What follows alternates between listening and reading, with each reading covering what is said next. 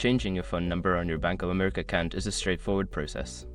Follow these steps to update your contact information quickly. Step 1. Log into your account. Visit the Bank of America website or open the mobile app. Enter your username and password to access your account. Step 2. Navigate to Profile Settings. Once logged in, look for the Profile or Account Settings section. This is usually found in a menu under your account overview. Step 3. Select Contact Information. In the Profile Settings, find the option for Contact Information or Personal Information. Click on this to view your current phone number. Step 4. Update your phone number. Enter your new phone number in the designated field. Make sure to double-check the number for accuracy before proceeding. Step 5. Save changes. After updating your phone number, look for a Save or Submit button. Click it to ensure your changes are recorded in the system. Once you have completed these steps, your phone number will be updated in your Bank of America account.